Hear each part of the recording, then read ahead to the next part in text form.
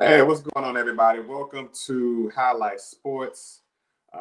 Those who are listening on the podcast, the Casual Highlight Podcast, thank you for tuning in. Today, I've reconnected with a former co-worker of mine. We used to work at Barton Circulation. You probably saw us in Baton Rouge selling newspapers at your local Tony's, at your local Albertsons, trying to get you to sign up for a newspaper. So I'm here with my former colleague, Mrs.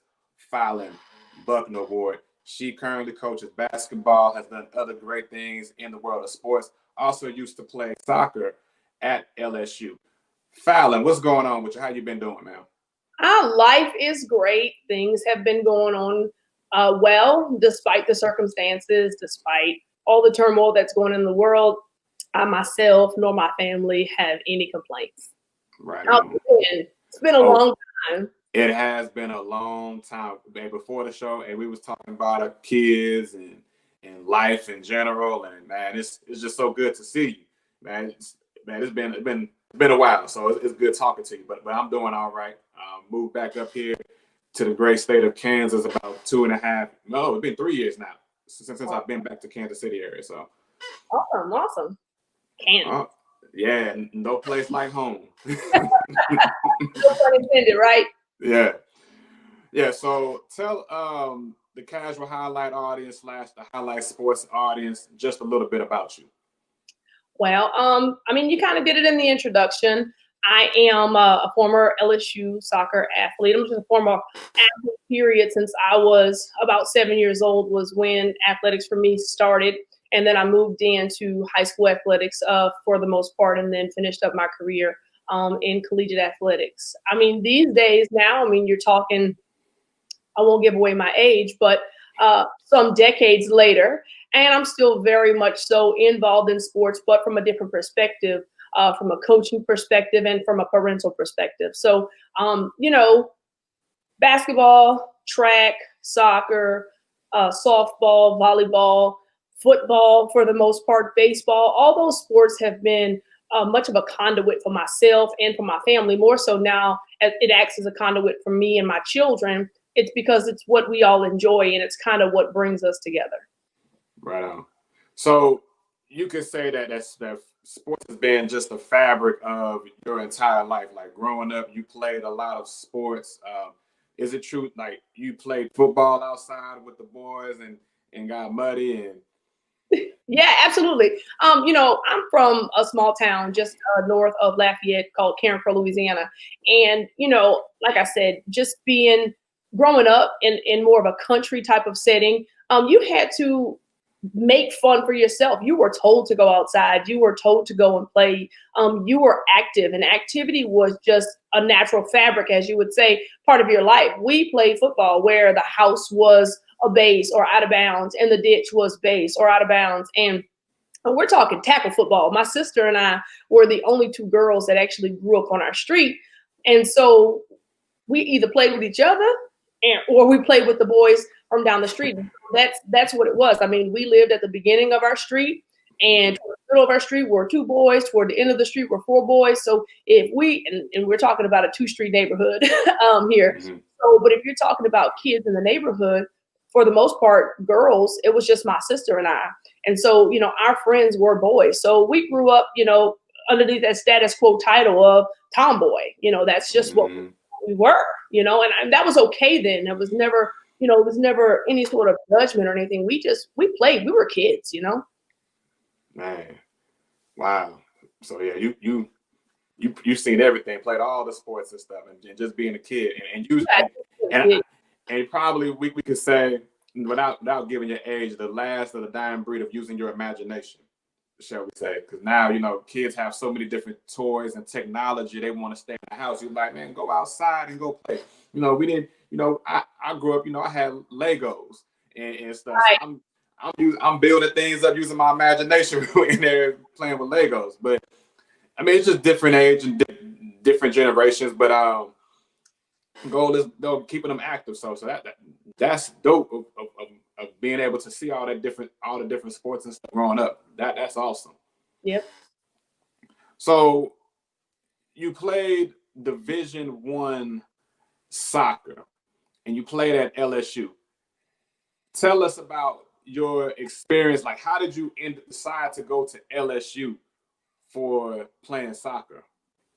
Well, LSU was always on my radar as far as colleges, period, right? So athletics really did not play a part in my decision to attend LSU. So I was an academic student who went to LSU. I was an athlete who just couldn't let go of sports. And what most people don't really know about Division I athletics is that a lot of athletes who come from high school who don't necessarily get scholarships can walk onto teams. And that's a way for you to kind of continue your dream. And that's what I did. I walked into the coach's office. I asked him to be a part of his team. He allowed for me to come out and try out and play. And then he made me a part of the team there.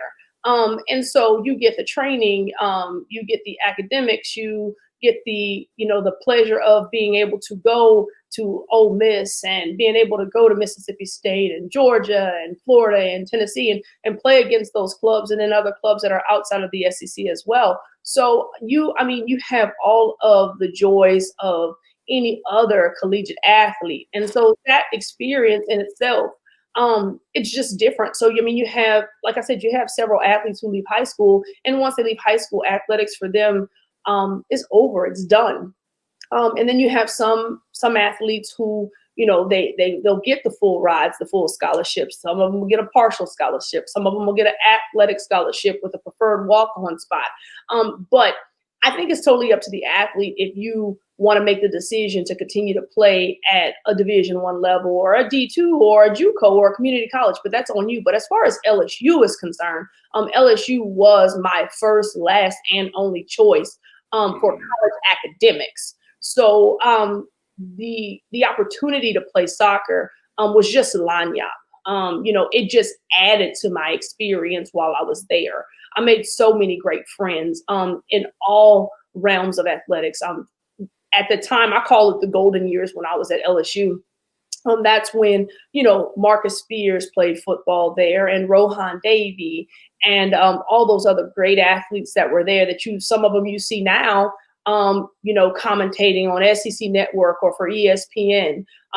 Now many of them, like myself, we all have children and we're raising athletes as well. So just lots of great friendships, relationships that I still hold dear now came as a result of just attending that university and then, having a staple in the LSU athletic community. Myself and a dear friend of mine, we're still really good friends now. We were honored as being two of the first Black females to ever be athletes or play sports in the sport of soccer at LSU. And you're talking about, this was 1999, 2000. So think about, making a footprint of being a first, a trailblazer sport at a university in the 20th century, mind you, Yeah. So that's kind of how it came to be. Wow. So, man, playing at LSU, Division I athlete, like what, as a Division I, because Division I is like the creme de la creme. And so you saying you were like a walk-on, or did you have a full ride scholarship? Did you have to work to get? I was definitely a walk-on, yes. Okay. Walk-on. Yeah. So what did it take to, per se, keep that spot on the team? Was there like a certain tryout that you had to go through each year to keep your spot on the team, or there certain standards that you had to keep? Well, yeah, you always have your scholarship athletes that are going to come in, right? But just the coaching staff that was there at the time was a coaching staff that I don't think scholarship athlete, walk-on athlete, I don't think title of any sort really made a difference to that particular coaching staff. That coaching staff just wanted athletes there who wanted to be great, wanted to be a part of a team, wanted to participate, and then ultimately, obviously, wanted to win. So, they always had their recruited athletes that, are obviously going to kind of take center stage, but it was never that sort of dissension, if that makes sense. You would never really be able to tell who was who with that particular coaching staff. And you got to think about it. LSU while Division I athletics, people think Division I athletics, while LSU is a D1 program, they're not the creme de la creme in all sports, right? So during that time, the LSU soccer program was relatively new. I mean, in its inception, I mean, maybe 2 or 3 years in its inception. So it was a brand spanking new program that was getting off of the ground. And so maybe even now, top tier college soccer players don't think about as high schoolers attending Louisiana State University for soccer, although there is a program there. Because you have the Santa Claras, and then you have the Floridas, which are some of the top programs. One of the, at the time, the top program in the SEC. But you have other schools that are more attractive for the sport of soccer over LSU. I mean, at the time, football is king. I mean, football is always king at LSU, right? And even though we didn't have a great year this year, LSU is still considered a Division I, high D1, Power 5 football team, regardless of what the record said this year. If you look at LSU's girls basketball program, I find that they may be in a rebuilding year, but they've had some tough years. They've had some tough years. I can't really recall or remember it, and it may have been almost 20 years ago, where LSU's girls basketball program was just a powerhouse of a program. So you have to remember, in Division I sports, there's not going to be one college that's going to be solid at everything. And so in its inception, which is, one of the years in which I came in the early years, it was trying to grow and make a name for itself. And if you can do that with good quality people who believed in your program, who believed in your school, then they would do that. Wow. Man, I'm just amazed that you trailblazed, which I'm starting a series next month about athletes trailblazing the way, African Americans trailblazing the way in sports. And you just said that you were the first, you and another woman were the first 2 Black athletes to play women's soccer at LSU. Right. And that was 1999, 2000. That's right. That's just that is crazy. And so you were at LSU at the time. This is for me watching TV. I was living in Kansas. I was bouncing around here as a teenager, telling my age a little bit. Not really, but in so many ways. But you were there with LSU football, with Nick Saban was coaching there, and he was trying to bring the program back. Rohan Davey. You were there when LSU basketball, John Brady was coaching. There was a basketball player named Stroll Miles Swift was That's big. Correct. Right. LSU women's basketball was up and down. So you were there at a quite peak time in sports, and football is king in Louisiana and or in Power 5. And just look at the Alabama LSU game every year. So, man, that's awesome. What did you, when you graduated from LSU, what was your major? I majored in English literature, so I have a Bachelor of English, Bachelor of Fine Arts, and my study was English literature. Right. And you also went to this particular school right here. I did. On the other side of the block. I'm a Tiger Jaguar, so I would wear that sweatshirt that you have on just as proudly as I wear the LSU sweatshirt. So yes, my master's degree is from Southern University, and is in mass communications journalism. Yeah. And I absolutely adore that university and the quality of academics that I received from Southern University. Oh yeah, Jaguar land. That's all. But I love I love LSU too. I went here. I went to Southern, but I've always loved LSU sports from afar. I've just enjoyed watching it and just supporting it. Believe it or not, African American students always adored Southern University and what it stood for. Those of us who attended LSU at the time things that were going on. We wanted to know what was going on, on the yard. I mean, there were plenty of times when I was at school, we'd go right on across town, and it was culture building. I mean, you needed some of that stuff. I mean, a lot of that culture that you receive at an HBCU that you don't necessarily receive from an LSU is necessary for young African American people in college. I mean, you need that. And so, I think at that time, there was a huge amount of camaraderie between LSU and Southern students. And then that's apart from athletics, there was just a sense of cohesion. I mean, we could go, and hang out at step shows or at parties or at festivals. And, yes, obviously there's that crosstown rival. But that's school pride. That's all that is, Yeah. So. Yeah. Awesome. So you have your master's in mass communication. You have a bachelor's in English. You have your bachelor's in, again, is English Literature. English literature. Thank you. Okay.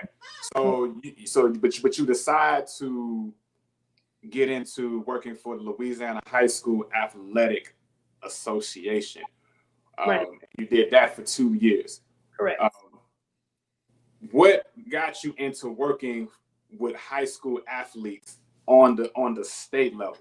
On the state. Well, I mean, I think it just comes with just the interweaving. It's just kind of how my life has gone, right? So athletics has been a part of my life since I was a child. So naturally, as you grow up, you tend to cling to things that help to mold you. And so one of the things that helped mold me as a young person coming up in, travel sports and was just, I had a coach, his name was Daryl Petrie. And, I would probably argue to say that he was somewhat a savior to many of us who participated in his track program. He was heaven sent, he was a father figure.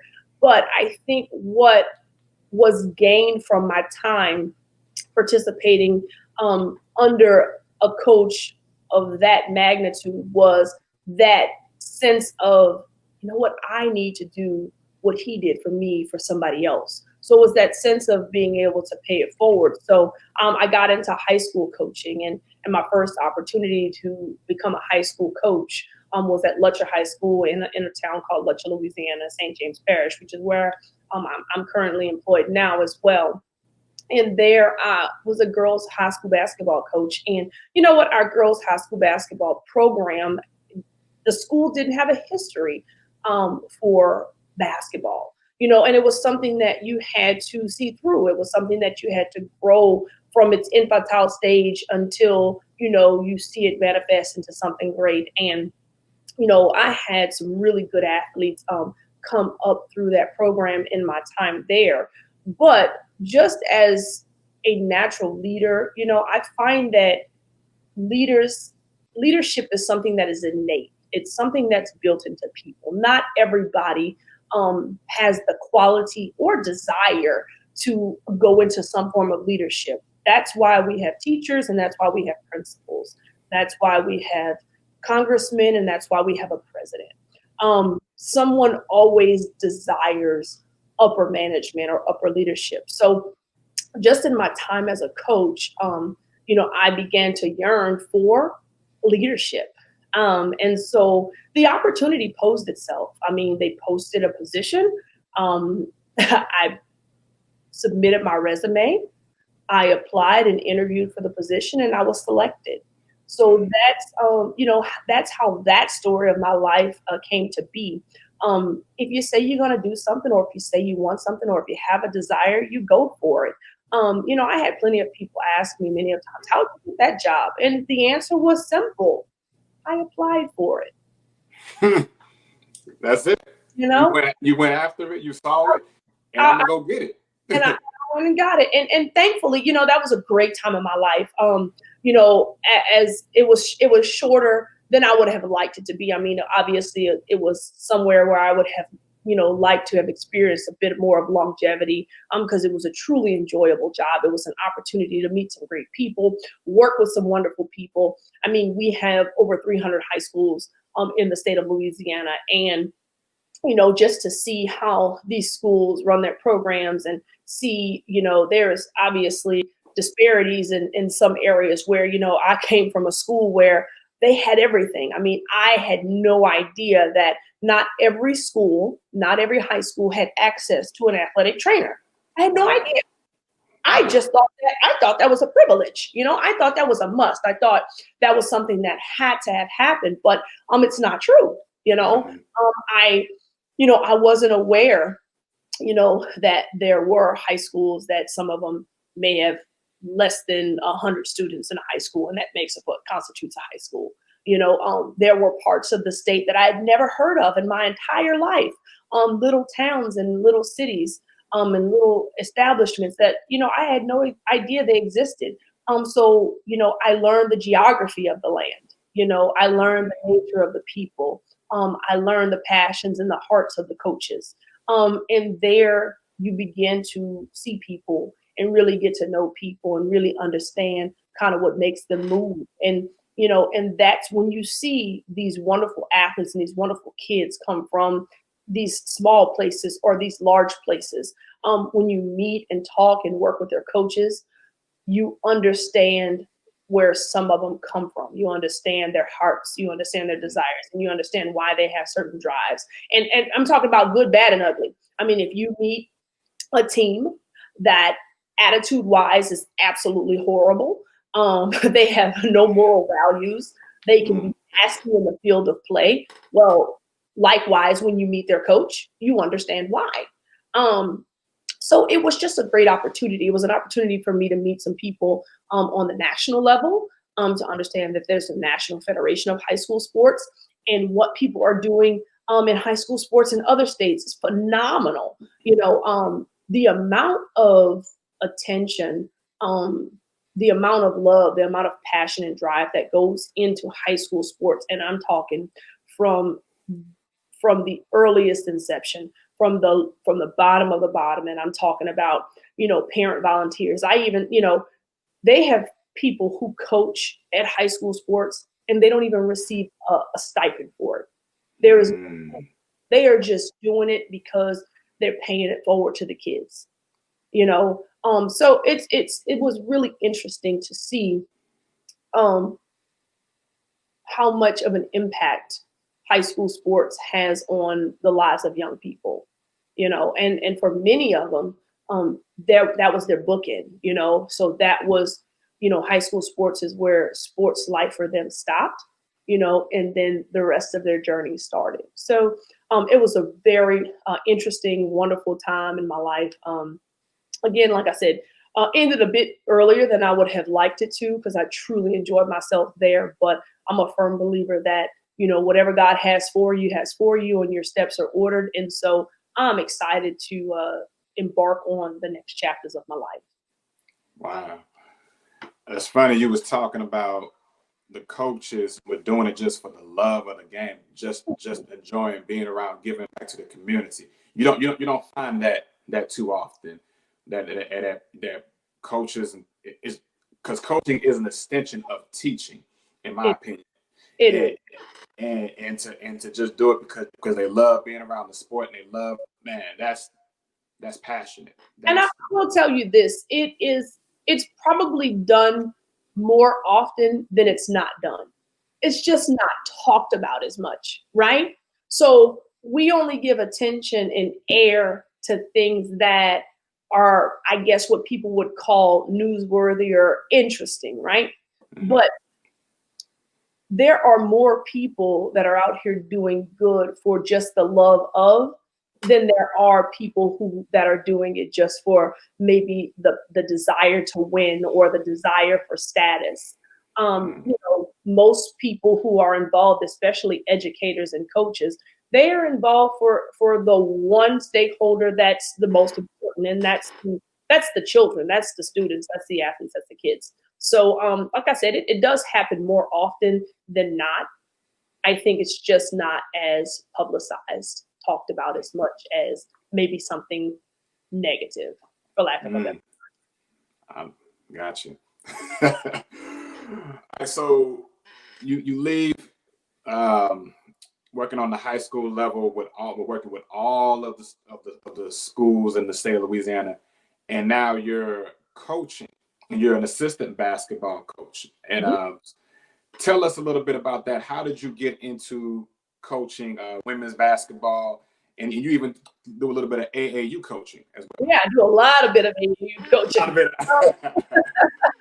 Yeah, so, so for me, again, sports, athletics, basketball, it's a conduit. It's about reaching people, and in this case, we live in a world where you can't reach everybody. So I think it's important for people to discover, understand, and operate in their purpose, right? So my purpose in life is to impact and influence a group of people. What group of people will that be? Well, for me, it's a no-brainer. It's going to be young women, right? And it's going to be young women that are at the most influential ages in their lives. And those ages are usually anywhere in between 13 and 17, in my opinion. I'm no scholar at that study, but I just know when I was 13 years old, that was a pivotal moment in my life. That's where, I had decisions to make as to who I was going to be, what group of friends I was going to hang around with, what decisions I was going to make, what responsibilities that I was going to take on. So it was a pivotal time in my life. So, in discovering my purpose, God revealed to me that, it kept coming back full circle, right? So I got into high school coaching and I wanted to go into administration. So I got out of high school coaching, but the AAU coaching side of it stayed there. I stayed with that in that particular age group. And no matter how I tried to run from it, God kept cycling that purpose back in front of me. So here I am again in high school sports. I find myself inundated, one, because I'm a gym rat. And then two, because I just love seeing other people successful. I mean, think about it. The joys that come from really, truly seeing others successful, that should bring joy to your heart, right? Yeah. So you see someone win, you see someone excited. And I'm talking about winning at all facets, winning at a game, winning at life, winning at academics, winning in love, at whatever phases they go through in their life. Just being able to witness someone winning, that brings a joy, to me. So, going back into high school sports and coaching young girls, it's about relationship building, I think. And I think it's about being able to allow young women to see themselves in me, right? So see where I am at life, I can talk to you about the things that I've been through. I find that they love coming to me, right? So I'm like a coach / big sister. I can tell coach things that I can't discuss with my mother, and there's no judgment there, and I think that's important. And I think that was something that maybe I didn't have when I was growing up. I did have loyal friends, though, that I can talk to. But, nowadays, young women, they don't know how to be friends with one another. Right? There's so much envy and there's so much jealousy that kind of just inundates this world that haphazardly it has rubbed off on our children, right? So a part of my mission is really to get young women to understand that you have to have healthy relationships with other women. You have to know how to build friendships. You have to know how to trust. And as a woman, you have to want to see one another succeed. That's the only way that you will experience success yourself. So, for me to kind of go back into it, obviously, first and foremost, it's just building those relationships of trust and honesty, and them knowing, hey, look, I'm here to see you be successful, in all facets of life. You are a student athlete, so therefore your grades are just as important to me as your ability to play this game, right? But I want you to understand the commitment that also goes along with it. So like you said, athletics is an extension of the classroom. I mean, it's a great extension of the classroom because it extends far into real life. Sports, is a lot like real life. You're going to win some, you're going to lose some. Mm-hmm. There ain't going to be too many ties in life. Oh, no.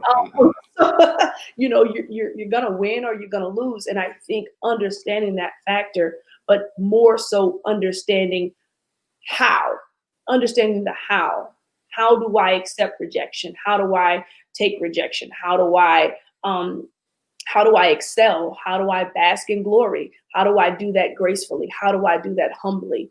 How do I carry myself as a lady? How do I carry myself as a professional? All that comes with time. With the AAU side of it, it just kind of now it's mainstreamed now for those kids who really have a true desire and a talent to play sports post high school. And I think you kind of get into those realities. You still get into those realities because you're going to come across those kids who they're going to be really good high school athletes, right? But they're not going to be good enough to make it to college. And sometimes, we have to be able to facilitate that reality, but then guide the athlete or just the person, period. Guide them in the next direction. Well, what is it that you want to do, right? So athletics may not be a part of your life after high school, right? So athletics wasn't going to be a part of my life after high school, but I wanted it to be. So I fought for it to be. And I went after it and it continued. And athletics wasn't supposed to be a part of my life after I graduated college, right? But it was. And it is. And I've accepted that for me, there is no life without sports. I am a sports junkie, all sports. I will watch everything. I mean, we have subscribed to every athletic channel, SEC channel, ACC channel, ESPN, ESPN Plus. We have the sports package. We are the sports family. My husband is a former college football player. We are a blended family with 5 children, and all of our kids play sports. Football. We go from football season to basketball season, from basketball season to baseball season. Now this year it's 7-on-7. It's a basketball. So we've made it a part of our life because it is that chapter of our life where it's what our kids are interested in. So we find ourselves inundating ourselves with the things that interest our kids. And that's most important, right? But not every kid gets that, which is why we engage, or which is why I engage in the colleagues and coaches, AE coaches that I work with, which is why we engage in summer basketball, because not every parent can involve themselves in their kids' day-to-day activities as we can. So why not be that positive light for that kid? Because the hope is that they're going to be like you one day. You're going to pay it forward. You're going to see how much this person meant to you and how they affected your life. And the hope is, because there's going to be generations to come, one generation after the other, and we are each other's keeper. That saying that says, am I my brother's or my sister's keeper? Mm-hmm. Yes, are. We are. And so therefore, you have to pay it forward, and you have to teach others how to pay it forward too. I was in just a quick story. I was in the store yesterday, and I was talking to a former soccer player of mine when I used to coach soccer at Lutcher. And she told me that there were 2 former soccer players that used to play high school soccer there when I was coaching as well. And she said, they're the coaches of the high school team now. And I was so overjoyed by that. To be able to come back to your high school and have a desire to want to give those kids the experience that you had, if not better, right? Mm-hmm. So, because that's the joy. Like, hey, I want to be a part of creating a legacy here, creating an experience, an enjoyable experience for you. And I think if we keep feeding those desires, I think we'll have a better world, and we won't see the craziness of the times that are happening right now. Yeah.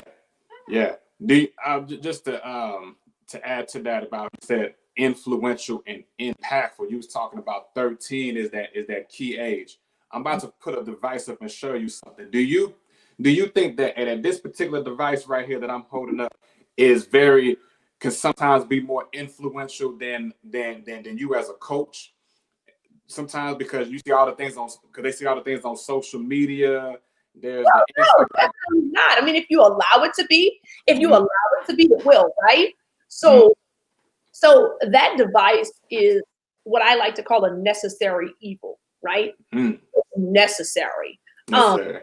Day and age for our children to be able to have access to devices such as cell phones and iPads and computers. I mean, it's a changing world. I mean, there's going to be a time, I was discussing this with my class the other day. I said, right now, you guys have cell phones. I said, do you know that about a century from now, cell phones are going to be obsolete? I said, you may be able to take your two fingers, open them up in front of you, and begin to type your friend. I said, it's coming, yeah. Cell phones are going to be obsolete at some point in time, but it's a necessary evil because, if my son goes to a game and he has an issue, or I mean, how many times has cell phones been so influential and helpful in times of panic and times of need, right? Mm-hmm. So growth is natural. Technology and its advancements are going to happen. However, when you use the cell phone as a substitute for parenting and coaching, that's when they become dangerous, right? So you can allow for the cell phone or the television to influence your child if you want to. However, my child has a cell phone that has a passcode that I know. And his friends always say, you violate that man's privacy like that? I said, I absolutely do, right? Because I want to know what's being said to my child, what my child is saying, what he's doing, because then that goes back to that face-to-face lesson, right? So you can't avoid this. Same thing with coaching. Yes, you can get on that cell phone. You might be able to bully a teammate, or you might read something online that might say something negative to you, but it's up to me as that coach or that parent to get in your face and either encourage you or discourage whatever behaviors may come of it, right? So these kids, they use the internet for everything. They post everything, I watch the most stupidest criminals come from this generation. You guys record everything. Who does that? Right? Who needs an eyewitness? You have an iPhone. Nobody needs a well, I didn't do it. Oh, no, you did. You recorded it. They're just not smart. They're kids that make dumb decisions. We made dumb decisions as kids. We just didn't have cell phones to record them, That's true. That's true. But they do. But you can't, the physical person can't be absent. You can't excuse yourself from the situation and allow for the cell phone to do the parenting or to do the mentoring, right? Or the counseling, right? So when a mistake or if a mistake is made or influenced, because it is, I mean, they see these kids are sensationalized through sex and I mean, everything. They see all of that so much earlier, I'd like to believe, than we did, right? And then, but our parents would say that we were influenced in a manner that was so much different or so differently from their day and age. So I think we just have to have a good grasp and understanding that with each generation is going to come its new trials and turmoils, right? And so the cell phone age or the age of the cell phone is here, right? Yeah. So there are so many things that we probably as adults find appalling. Like I listen to my kids' music and I'm like, did they just say that? Yeah. And they don't flinch. I walk down a hallway in a high school and the kids walk past the teacher and they say the F word and the B word like they're saying food and bird. They're just different. I would be scared to say that. Let me say some words in front of an adult. Right. And I'm talking to one of my friends. Man, these hands would be so quick on my glasses, on my face. No, your glasses wouldn't be on your face. Right? I mean, they'd be off. I wouldn't have no glasses. The rim would be tore off. The arm, like it's just crazy. Like, man, the boldness and stuff. Like, okay, what's going on out here? The kids are different, you know, and I think I think the world just has to understand that we're dealing with a different kind of kid, you know, but their plights are different from what ours were. And but at the same time, you know, you have younger mothers, you know, and there's a lack of responsibility. You know, there's a greater sense of dependency. And you know, they live in a you owe me, or that sense of someone owes them something, instead of that understanding that nobody owes you anything and the world is not required to give you anything. You need to go out there and you need to earn it. So, and I think that in part, and I tell this to parents all the time, I said, I think that in part is our fault, right? So initially when you grow up, you're taught to go and get a college education, graduate from high school, go to college, do something with yourself so that when you have your own children, right, you can be successful and you can provide them with with a better life, because it's supposed to be, I had a good life, but I want my children to do better than me. And then I want my children to be able to provide their children with a better life than they had. So now we are in a position, right, where we're educated, right? We're financially stable, and we give our kiddos these phones. You know, we give them the shoes. We give them the cars at 16. We give them the computers and the gaming systems. They have no jobs. They can't buy that themselves. So we want to say that the devices are ruining our kids instead of saying we are ruining our kids, because the only way that they're going to be able to access those items are through the parent who pays for it.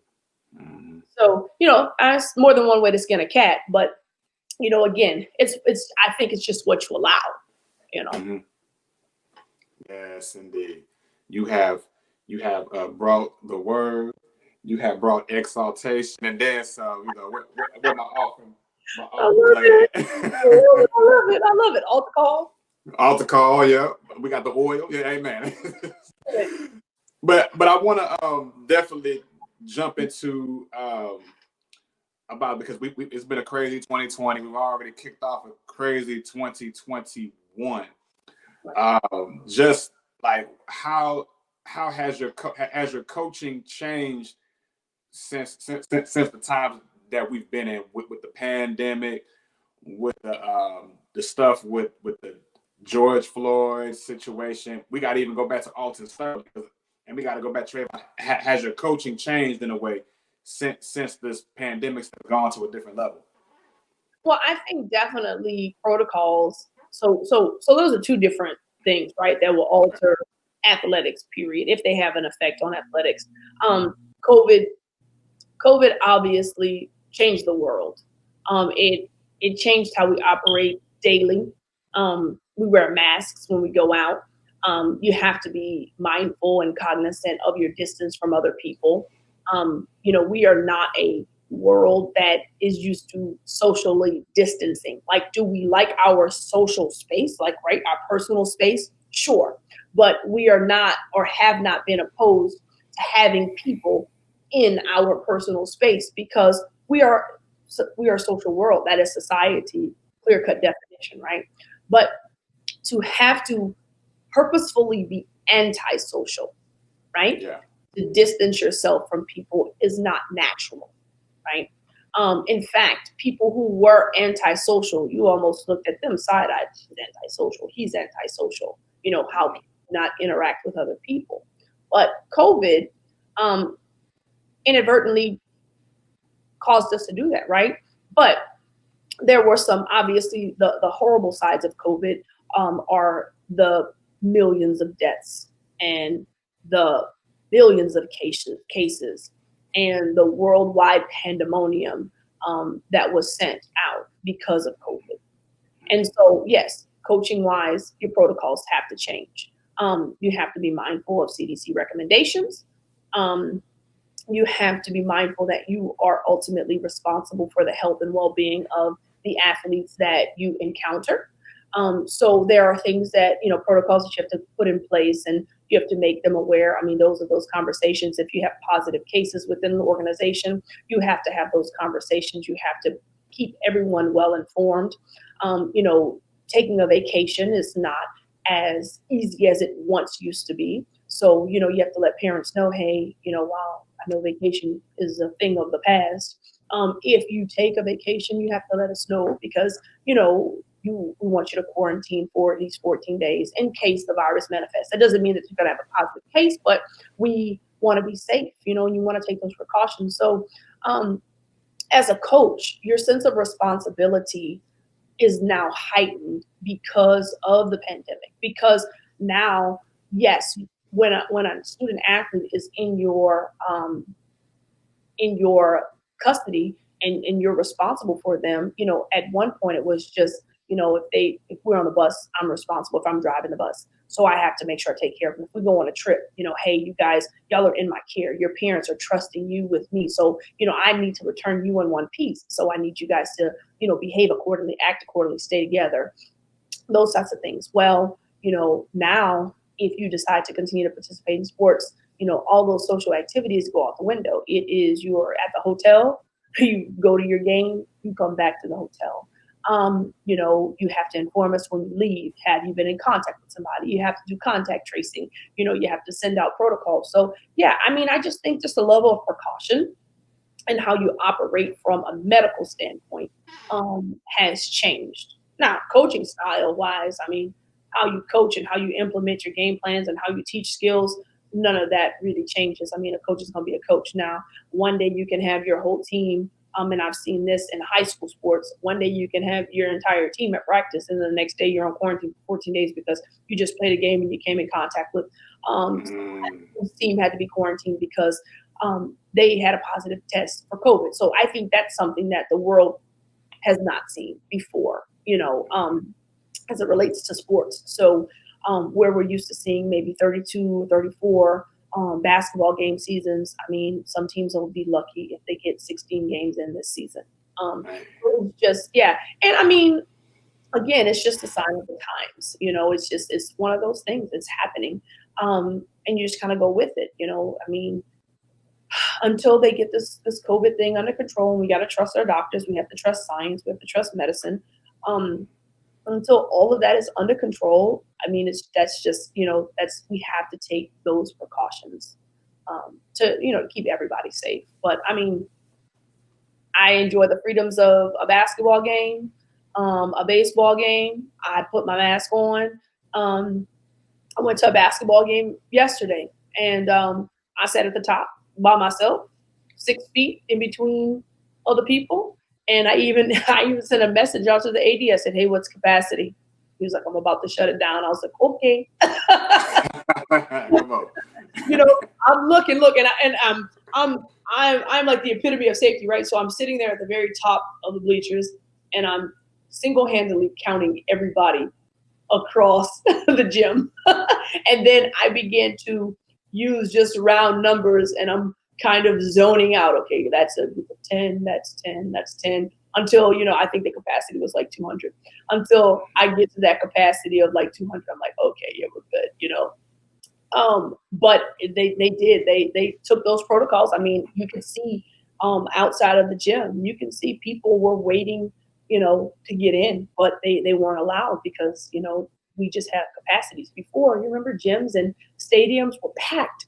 Right. You watch the bowl games this year, there's nobody at the bowl games. I'm like, I have pictures of when I was in college and I was at bowl games. Those bowl games were packed to the brim. The streets, you're walking shoulder to shoulder with people. It's just a different day and age. So that's the pandemic. We also, we had over the summertime, when at the height of the beginning of the social injustice and the Black Lives Matter movement, we did have, it was important for us to have parents travel with their kids, right? Because, the majority of the kids that we do service happen to be African American. Now, obviously, it's not as stringent. There's not as much pressure that you feel as an African American woman. maybe than as an African American man, right? So I'm a mother of a Black son. And so, of course, I have some apprehensions, whereas my son would get out of practice at the end of school and he might sit underneath the pavilion to wait for me to pick him up. Well, I just don't want him sitting underneath the pavilion. I want him in the comforts and the watchful eye of an adult who I know is going to keep him safe. Yeah. That's a sign of the times, of the changing times where, as a parent, you are fearful for your child to walk to the store because you don't know what's going to happen. And you have a child who is an upstanding citizen. They make straight A's, they play every sport in the book. They are come up in a good household. They have a sense of faith and pride and respect. And in the snap of a finger, something can happen and the media will paint them as this villain, this person who resisted arrest or this person who was thought to have had a weapon. It's unfair. It's unfair to African-American people in this country because by all means, if we just, want to be honest, this country was built on the backs of African-American people, literally, right? Literally work the land. Yeah, sure did. So to say and to be so insensitive about saying that race doesn't matter, I think the one thing the country has to realize is that this is one country. If there's not a country in the world, the United States is a country where race does matter. We make that apparent every single day. And the most recent events at the state capitol made it very apparent that race does matter. It does matter. Because, and I know, and every other African American in this country knows that if a protesting group of African American people, and it could have had some white Americans and Asian Americans and Hispanic Americans, it could have been a mix of people that were rallying peacefully with Black Lives Matter signs. Yeah. Who are not making it to the doorsteps of the Capitol. Not even talking good. Yeah. And they would already be prepared. They already had sniffed something out that they would have had. You have to call the National Guard. The National Guard's on standby. You're talking about the greatest country with the greatest defense in the world. Mm-hmm.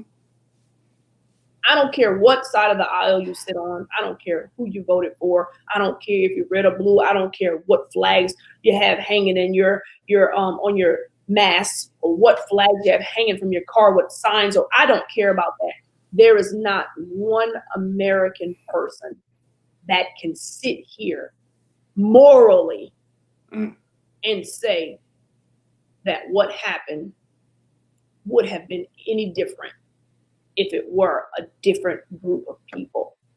Mm-hmm. No, it would have, Am I surprised that it happened? Yes, I am surprised because it shouldn't have. So I'm surprised at that. What I'm not surprised at is the lack of it being appalling to the country. The lack of attention that it's really getting. The fact that it's trying to be, they're playing it down. That's what I'm not surprised at because again, we live in a country where race matters. And once again, with that situation, that was proven. And so I don't know how more blatant, it gets, and I have white friends and Hispanic friends and Asian friends. I love, all of my friends. I have white friends who were absolutely, they were done, they've been done with this seated president since since before time, Mm-hmm. And I truly believe that their hearts are in the right places. But there are some people that will still try to give an explanation or an excuse to just unmoralistic behavior. I mean, Let's not talk about the man. Let's just talk about the behavior. Let's talk about, let's talk about the moral nature of not the presidency, not the office, not anything, just the person. If you strip this man of his title, are you in support of this person? That's what you have to ask yourself. Are the things that this person is doing moral when you strip away the title? No, if I did that, or if you did that, or if even a white woman or a white man, just a normal, let's say a normal person. Yeah. Say he's crazy. He's nuts. Yeah. She's crazy. She's nuts. Right. So and they were like, well, they need counseling and they need help. He's mentally unstable. She incompetent. We need to put them in the psych ward immediately. Yeah, you can't excuse the behavior because of positioning, and that's what we do. That's what we do in this country. Excuse the behavior because of the title, and that's unfair. And listen, that's in so many positions of power. There are so many people who hold positions of power that get a pass for behavior and statements and actions because of their positioning. Oh, my favorite. They try to cover it up with conspiracy theory, and they try to and they try to be like, well, or throw the biblical and and put up some scriptures. Well, this and the Bible says this and mix it with the prophetic stuff. So then they make it still okay, and not seeing the moral of the story, where the person who holds that position just doesn't represent one body of people. He represents all of the people of the United States of America. So therefore, his biases have to go away. When you're in that position of power, matter of fact, let's take it to just a local level. When you are a mayor or a governor of a state, you're representing those people in that particular location, in that area, no matter what religion, no matter what color, and your conduct matters. Your actions matter. And what has happened is we have forgot about the actions of a person because we're worried about the dollar and our position in the country and who's going to take over and people are going to take it and change it. No, we want the best for everybody. And we want everybody can live and enjoy life and not just be ran one certain way. Right. So that's, man, and seeing that on the other day, seeing that stuff at the Capitol, and the photographers are just taking pictures and you breaking into people's offices, and they being dumb because they were on social media posting what they were doing, being idiots with the little influential device right here. Right. And nobody's arrested, right? I think that's the most appalling thing. There's the evidence. Right, and the FBI is looking. It's like, well, we can't find these people. Well, you track everything else down with this, but you can't find. I had a friend who said it best to me, and he had me laughing. He's Caucasian, but he said, "Friend," he said, "You know what? I hate to say it." He said, "But had that been your people," he said, "there would have been way more casualties." Oh, yes. And he said, "I'm listening to what's being said. Well, we weren't prepared to stop it, or we don't know how to stop it, or we weren't ready for it. How do we stop this group from coming in?" So he says, "My friend, where are your tear gas? Where's your bullets? Where's your mace? Where's Ren 1010? Where are those canines?" I mean, let's think about Selma, and let's think about lunch counters, and let's think about the segregated South. Yeah. I mean, we had billy clubs, and there were fire hoses, and there were dogs, and there was tear gas to walk across a bridge just to get to the other side.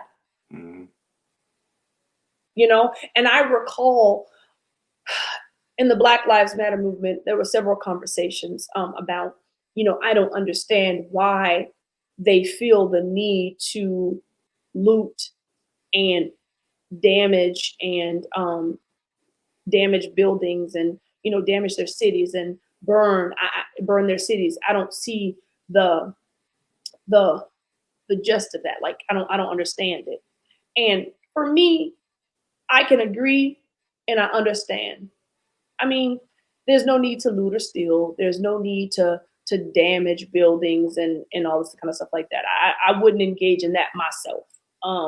You know, however, on the flip side, what was the purpose in breaking windows and breaking into the Capitol and damaging a great part of, and those buildings are hundreds of years old.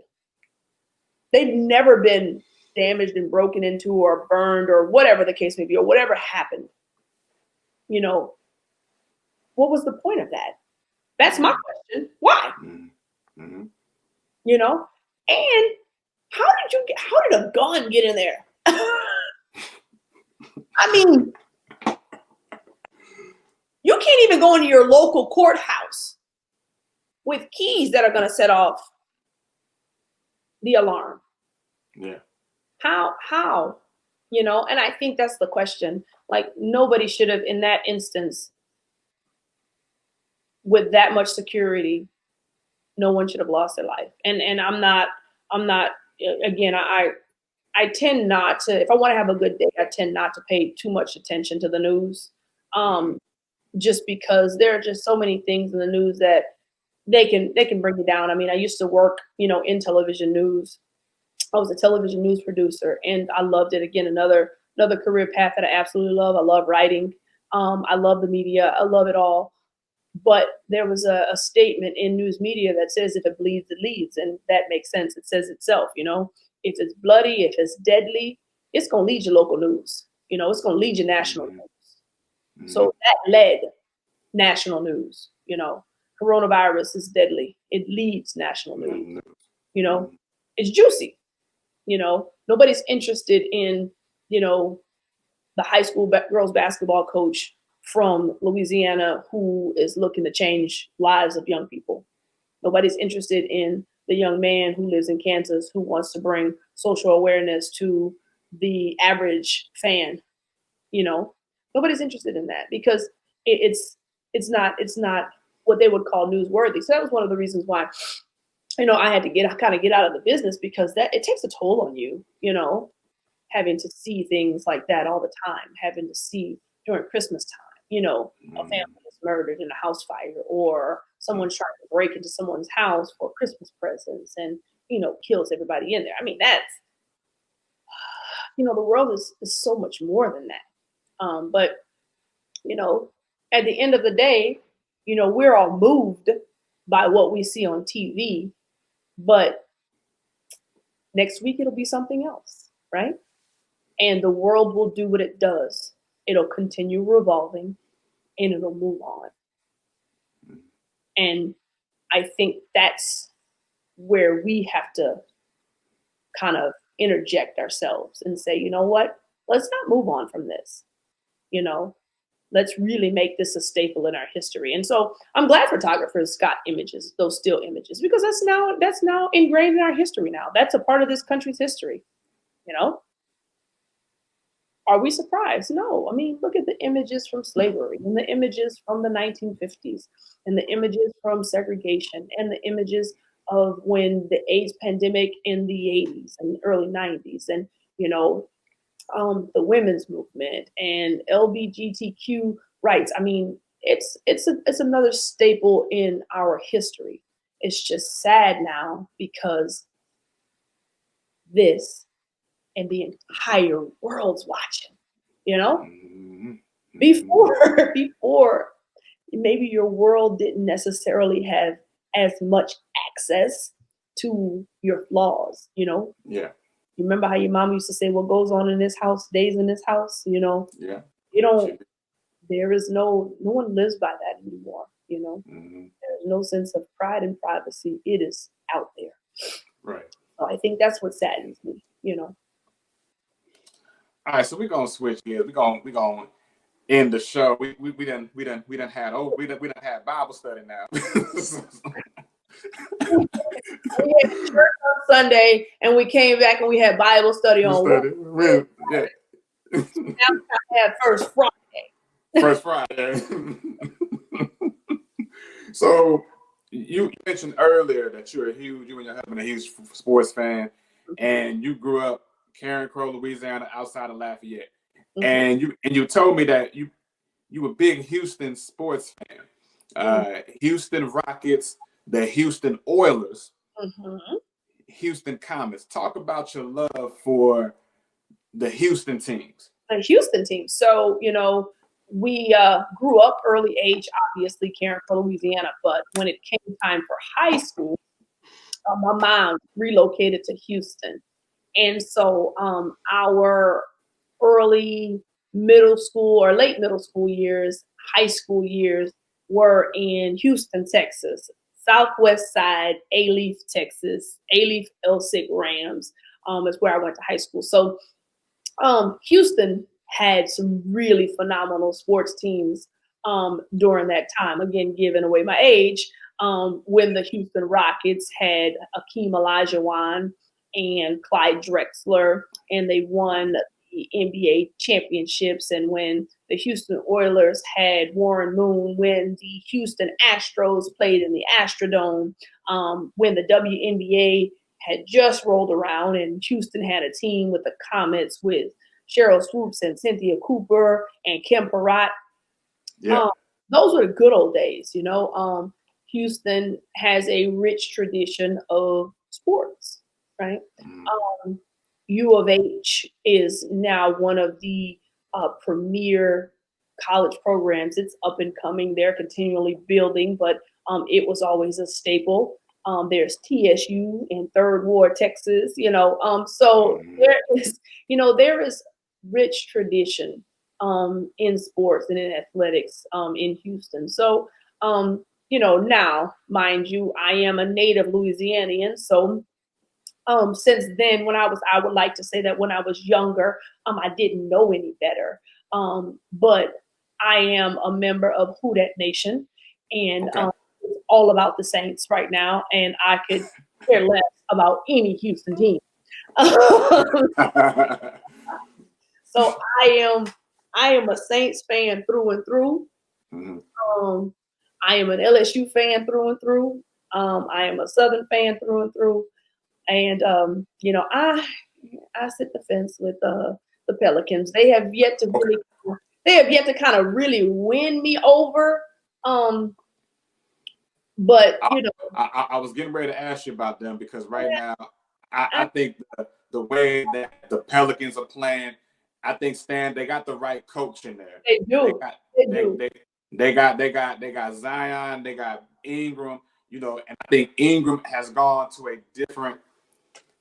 different stratosphere. Now, if we can just get the back end stuff, which is the management, the ownership, and get that consistency rolling, I think the Pels will make the playoffs. That's just for me looking outside in. Again, you have to remember, in Louisiana, football is king, right? Yeah, right. And it doesn't matter if it's from a high school to a college to professional level, right? So the Saints will always be New Orleans and Louisiana's team, and the Pelicans are secondary. Yeah. Now, mind you, beautiful facilities. I mean, the Pelicans definitely belong here. They definitely have that support. We are, especially, participating in girls basketball, we are really trying to push to get the rest of the country to see that Louisiana is a place for basketball, boys and girls basketball, men and women's basketball, collegiate basketball as well. Like, we could be a place where basketball, can run the show. I mean, we have some phenomenal high school athletes here in the state of Louisiana. Phenomenal. But your Division I schools, they don't look at Louisiana as the basketball, like Louisiana has basketball, Mm-hmm. Yes. I mean, and we have some phenomenal athletes, and it's important that, we set a precedence and a tone in women's basketball and men's basketball to let the rest of the world know, that we have the athletes here, just like we have the football athletes, just like we have track athletes, just like we have volleyball and swimming and soccer. And Louisiana possesses some of the best athletes in the country, and even more so, great people. These kids are wonderful. Again, the Pelicans, I mean, they're a professional team. I'll bring my kids to go to the games when they play the teams that we want to see. Mm-hmm. Mm-hmm.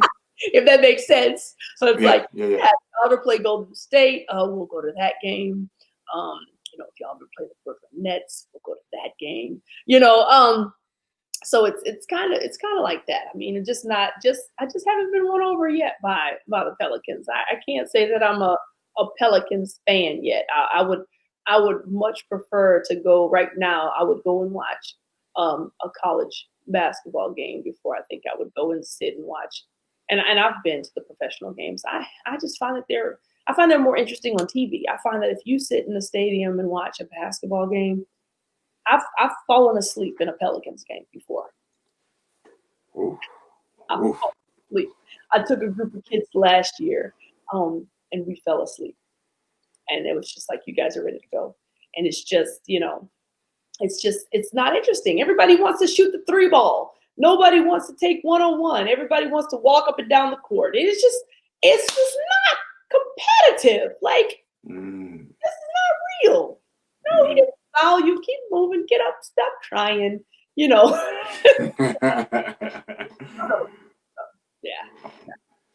And I just think it's just the consistency level with ownership. They first moved to just the history of it when they were the Hornets and they left Charlotte, and just the change in ownership over the years. And now you have Benson, Gail Benson, who's the owner.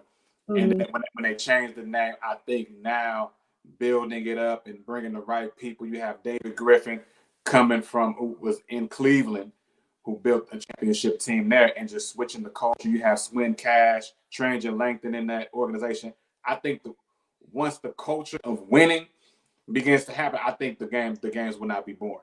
I mean, now, also, you didn't say a Lakers game. Would you go to watch the Lakers if the Lakers played the Pelicans? I don't do the Lakers either. No. I don't do the Lakers. All hell the Black Mamba, right? Yeah. And truth be told, just even if Kobe Bryant was on the opposing team, I am rooting against Kobe Bryant. The world, was in pain, at his loss, and truth be told, he's a great player. But I mean, he was too great of a player when he's on the opposing side, right? Nobody wants Kobe dropping 35, on their team. But no, I am not, nor have I ever been a Lakers fan. I was never really a LeBron James fan either. Now, mind you, I respect LeBron as a player. I think he's a wonderful player. I just think that he's a player for this younger generation, right? Their LeBron James is, my Tracy McGrady, their LeBron James is my Akeem Olajuwon and my Penny Hardaway. Their Steph Curry is my Penny Hardaway. So I think because of my age, I just don't take that great of an interest in those players. I like to see the whole team. I'm just not I'm live in Louisiana, but I'm not a Pels fan. In fact, I have yet to find a basketball team that I truly love since the Rockets, the old Houston Rockets, the red and yellow and white and orange Houston Rockets, and the old Orlando Magic with Horace Grant and Penny Hardaway and Shaquille O'Neal. Yeah. Those were my teams. The old Knicks, with Patrick Ewing. And help me, I'm doing draw. You got John Starks, John Stark. Yeah. Mason, Xavier McDaniel. Yeah. Right. That those teams were my generation of team. And then someone who's older than me would argue, arguably that the Bird and Magic era was better than, Yeah, so yeah. I think we can have this argument all day long, but I really haven't gotten, this is not a team that moves me, not one in the NBA right now that moves me. Now, will I watch the finals? I probably will not watch too much NBA basketball until the playoffs. When the playoffs start, I'll probably start watching the games, but just the regular season, I probably won't watch. I will sit down and I will watch women's basketball on the SEC Network, ACC Network. I'll watch that all day. Just to see. I enjoy watching those young women play. I really do. And I heard something yesterday, and I want to put that out there. I heard something yesterday about the success of the WNBA, or their lack of success. And as far as their salaries and money and everything else like that. And the radio commentator said this. He said, the NBA is successful because people, men and women alike, support the NBA. But if we want the WNBA to be successful, we have to support the WNBA. And the we that he was referring to were women. If a woman supports you, you cannot fail, right? Which is why men seek the support of their wives and their women, right? So if we as women would support the WNBA like the world supports the NBA or the NFL or any other male-dominated entity, these women would have a platform that wouldn't have any boundaries. It would be more than successful. The amount of spectators that would attend a game would be phenomenal. Like when in its inception, I don't know if the attendance now is dropped from, we don't have a WNBA team here in Louisiana. So, our girls here don't get to enjoy the joys of being able to go to a WNBA game. But, Houstonians do, right? So we it's just an organization in a league that I think that we have to support. We have to be more supportive as women. We have to support that women's organization. So, shout out to the WNBA, and I look forward to it growing into something as successful as the NBA and the NFL. Shout out to them. So I got a basketball question for you, since we on that subject about the Rockets and the Magic. In 1995, there was the NBA Finals between the Houston Rockets and the Orlando Magic. Was you going for the Magic? Were you going for the Magic or the Rockets? No, I was not going for the Magic. But you were a Penny Hardaway fan. I was a Shaquille. I was a fan, but they were playing each other, right? I mean, they were playing each other. So yeah, but I had to support the home team. But I mean, a little bit of you was like, man, you wish you would have saw 7 games at least, and not the sweep. I think it was a sweep. That was devastating. Yeah. That was devastating. But in the end, you kind of like in the back of your mind, like, we lost, but I really didn't lose, because you kind of root for both. But no, I mean, on the outside, you got to root for the home team. I mean. Mm-hmm. And then to be up, and then if I want to say game 1 and game 2, Orlando was up and Houston made them runs, and Nick Anderson missed them free throws in game 1. That kind of just set the tone, because at the time, Jordan had just came back to the league, and I was a big Shaq and Penny fan, and so I was like, I want the underdog to I want them to go, and I'm like, okay, Houston already won. I was mad because Houston had beat the Knicks the year before. And I was like, okay, this is the year the Magic got to go get it. The Magic got to go. I mean, it's their time. I mean, you go through you go to 7 games with Indiana. Penny Hardaway, Nick Anderson, Dennis Scott. Youth though, right? So I mean, you got to think about it. You got to think about the experience. Yeah, you're right. Yeah, and that was a young team. And Orlando had. I mean, we could. And then that was like Shaq's last time playing in our. No, he came back a year later, and then went to the Lakers. But it's like, man, them boys just got swept like that. They didn't even get a game. They had the brooms out. The brooms were out.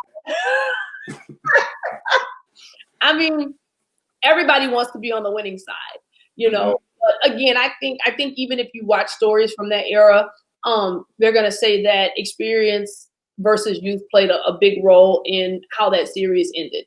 You know, I can still see, Rudy Tomjanovich. I just always used to watch him as a coach, and he used to have this. Rudy Tomjanovich reminds me of you talked about John Brady earlier. Rudy Tomjanovich reminds me a lot of John Brady reminds me a lot of Rudy Tomjanovich. And the only reason why they reminded me of each other was because on that sideline, Rudy Tomjanovich always had a cup that he was sipping on, and John Brady always had a cup that he was sipping on. And both of them always looked loaded after the game. I was like, there's something in that cup. That's not what I Gatorade. So yeah, those 2 coaches. I mean, he was probably, my absolute favorite NBA basketball coach, probably to date. I'm still probably a Rudy T fan. As far as coaching is concerned, I loved what he did with that era. And, you can't forget old big bright Sam Cassell smile, you know what I'm saying? Yeah. It is just, that was some great years, and I'm trying to think about how old I was then, maybe 12, maybe something like that. I don't know. But yeah, it was, that was good. Those were good times. And those are the times that I want for my kids. You know what I'm saying? Like, I just want them to be able to experience a life that they don't have to worry, about the foolishnesses of the world, that they don't have to worry about, well, mama, ask me questions. Well, mom, so, are we going to get the vaccine? And I'm like, you know what, if it doesn't have you hopping around and turning green like a frog, you know what? Yeah, why not? Yeah. If it helps to bring this world back to a sense of normalcy, sure. There's going to be, billions of people who are going to take it before we get vaccinated. And look, I'm a teacher, so they look at us as first responders, right? And I was glad to hear that there was a study done with COVID that said that there was a study done by Tulane Medical that stated that there was no evidence pointing that transmission of the virus was more prevalent on children attending school. No increase. So by them being in school, there was no evidence that said that those cases were increased because kids were in school. And so, I just I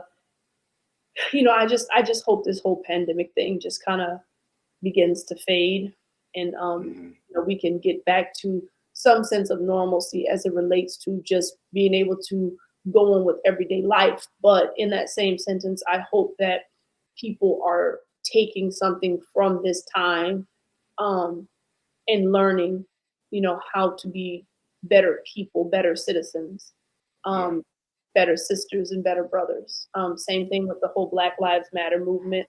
We do matter. I have to live in this brown skin for the rest of my life, and I'm so super proud to be African American. If I had to die and come back, I'd die and come back as the exact same person.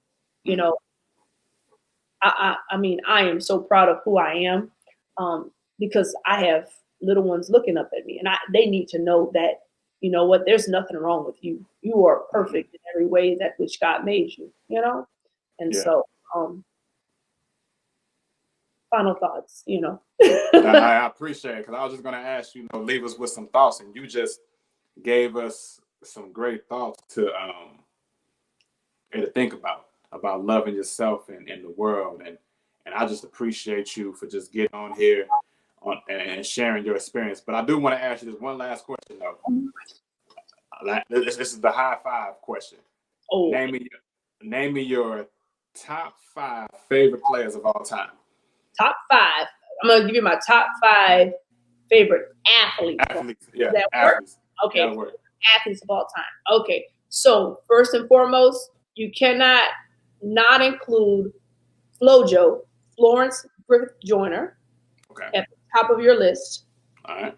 Hands down, the greatest female track athlete ever. Okay. We've already talked about Penny Hardaway. Penny Hardaway is on my list of top 5s. Emmitt Smith is on my list of top 5s. Emmitt. Tracy McGrady. And then, T-Mac's my guy. And, can I have 6? Yeah. We'll give an honorable mention. Yeah. I'm gonna have an honorable mention. Okay. And so Cynthia Cooper is my number 5. Okay. Cynthia Cooper is my number 5. And my honorable mention is Usain Bolt. Woo, that's a good one. Okay. So that's those are my athletes. I mean, can you imagine if those 6 athletes made a baby?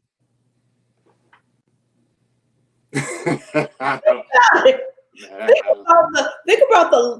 about the Tracy McGrady, Cynthia Cooper, FloJo, Usain Bolt, Emmitt Smith, and who else did I say?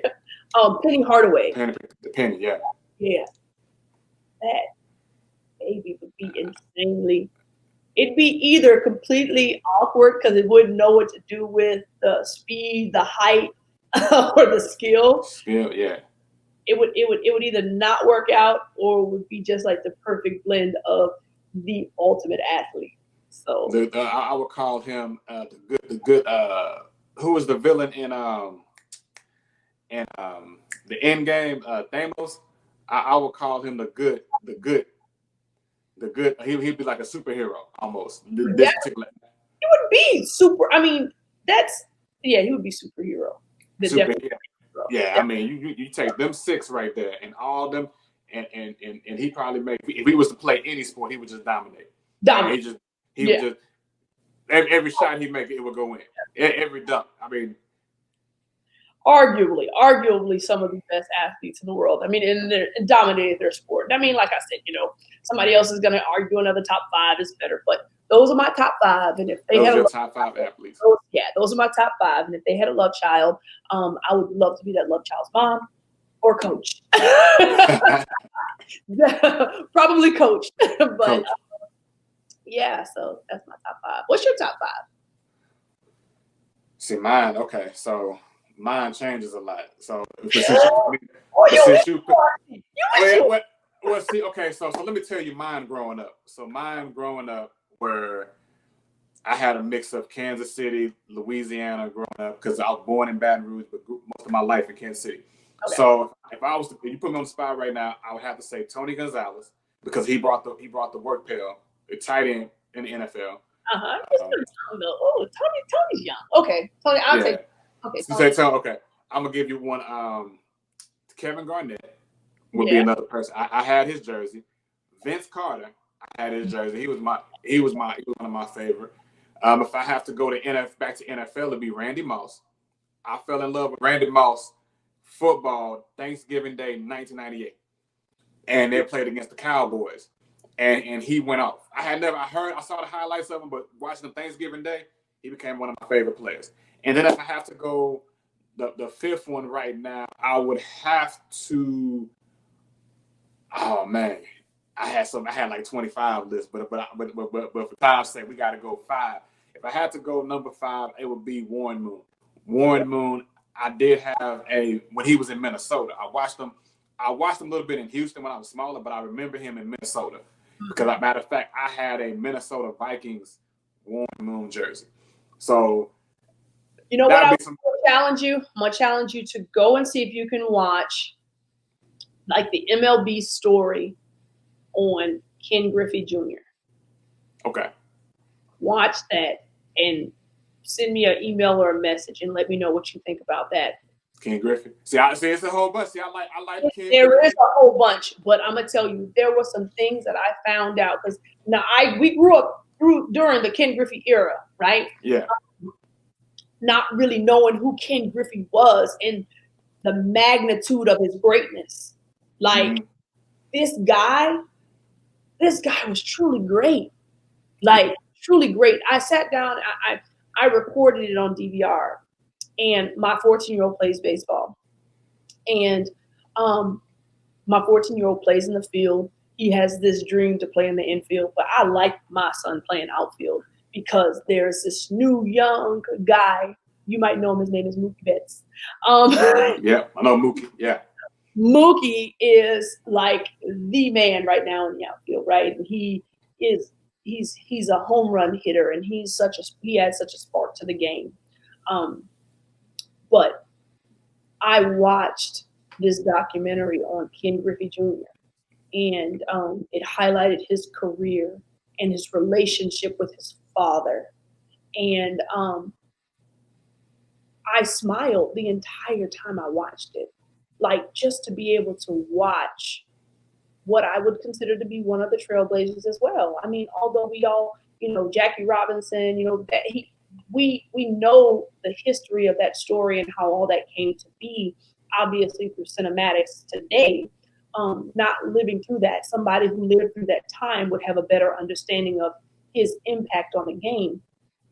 But I think with today's athlete, especially today's young Black baseball player, to be able to see a young, charismatic African-American baseball player that is somewhat in their generation and its inception and his greatness.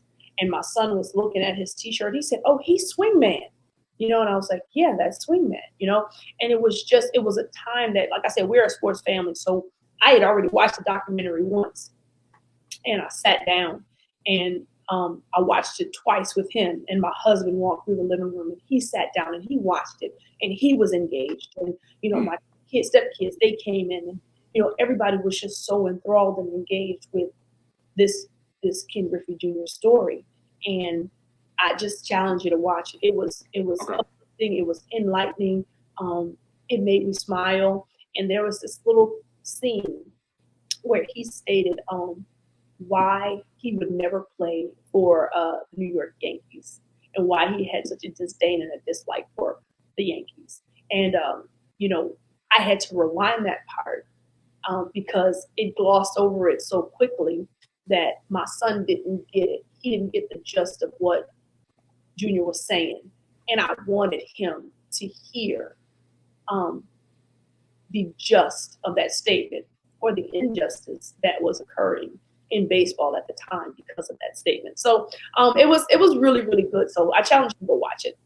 I'm gonna go watch it. Yeah, next couple of days. You're gonna hear from me. I'm gonna shoot you. Yeah, I'm interested in seeing that now. So I appreciate that. Thank you all for tuning in today, for listening and watching.